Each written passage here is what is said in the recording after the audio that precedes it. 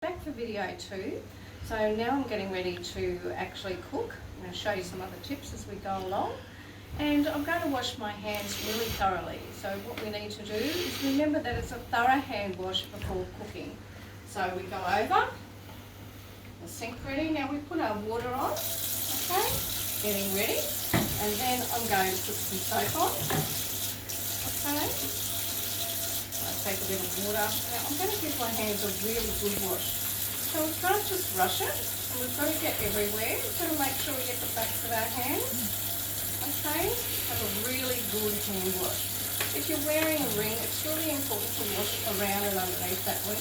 So I make sure I really scrub, okay, and I'm really scrubbing my nails as well. Which my nails are kept clean as well. So we can sing 2 happy birthdays twice. Okay, and there's lots of other methods. Sometimes I'll go up to the wrist as well. I think that's really important too. Okay, alright, I think I've done enough. Alright, I'm happy with that, right in between my hands. So, yeah, I'm just washing all of that water off.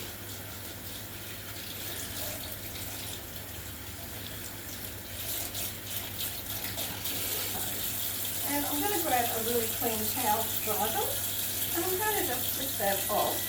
Because taps are also quite unclean, so sometimes you have your paper towel ready, or your towel, and really dry them well while you're vigorously drying them around underneath any rings. Okay, a lot of people take their jewellery off. I've taken my watch off so that I'm not going to spread germs that way. So that's my little towel there for cleaning.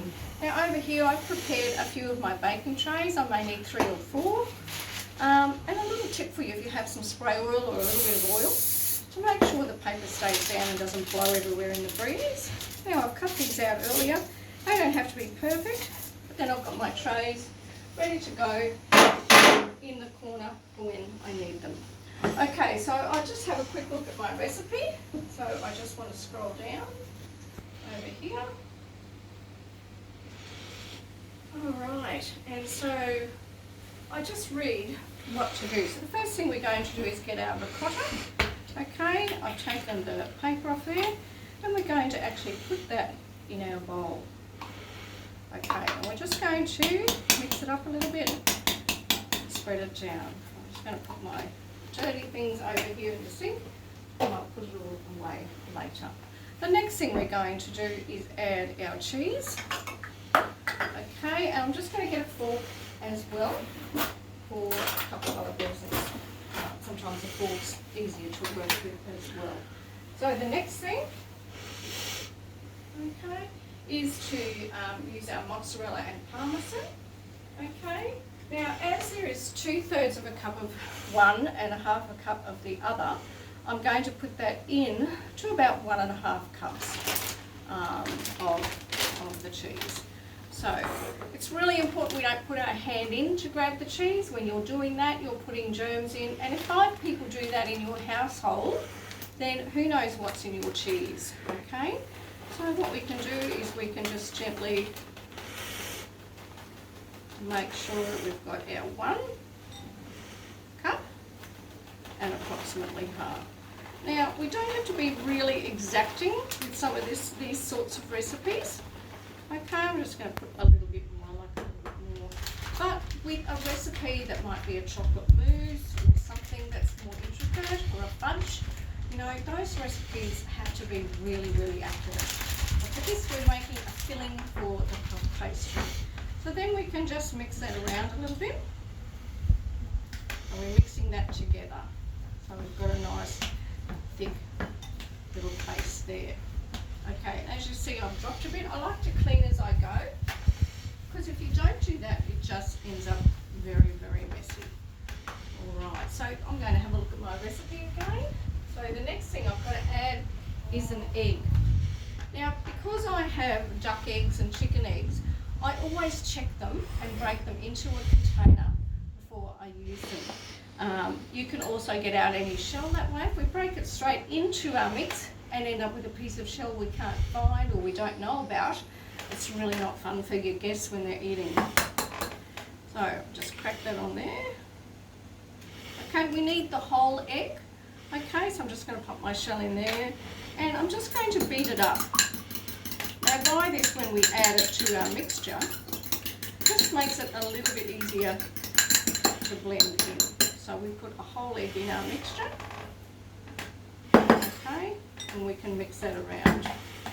Now the reason we do that is an egg is really good at binding ingredients and making sure the mix is really nice. So we're getting like a nice little thick paste. Now because I've actually decided to put a variation in, I'm going to be putting possibly maybe half to 1 cup. Now if I put the whole lot of this bacon or ham, it's going to be too much. So I'm just going to fill up probably about half a cup, nice and generous, and pop that in. Now I'll mix that up and I'll just see what that looks like and see how we go. Because the main thing is the cheese, but if you've got anything at home, any kind of meat at all that you've got at home, you can actually use to put in there, because remember, it's also really good for using up leftovers. The next thing I had is my spinach. Now my spinach is frozen and it comes in little tiny blocks, okay? So what I've done is I've actually unfrozen it, hopefully, in the microwave. So I'm just going to put 1 or 2 of them. I'm just going to squeeze that water out, okay? This actually gives it that extra healthy kind of setting. Now you can add herbs and things like that as well if you want to, but we'll see how that goes. I don't want to overdo the spinach because it's just a little bit that we want. So I'll just pop that over there and pop that in the sink for the moment. Alright, so now what I'm going to do, I'm going to fold it over a little bit. I don't want to mix it so much that it becomes unrecognisable for what it is. So just folding that around, having a look, moving that spinach through, just so we get a really nice mixture of everything. Alright, so we're doing alright, so if you can see that there, we have part 1 done, and it's that easy. The only thing left to do is to add a little bit of salt and pepper. Okay, you'll always find that the flavour is going to be better if you add some salt, okay, and a little bit of pepper. That seasoning will really make a difference in the flavour.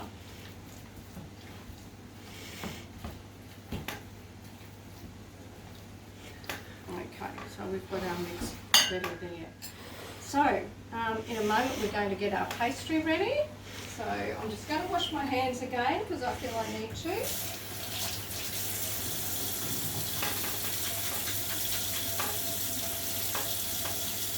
So sometimes we have to wash our hands in between things we're doing, okay, because we've got to get to the next phase and do the next thing.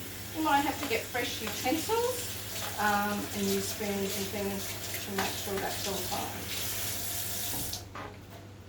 Okay, so once again, drying really, really well. Just helps to keep everything clean. Okay, so we're ready to go there. I'll just move away some of those things I don't need now. Getting a fresh spoon ready.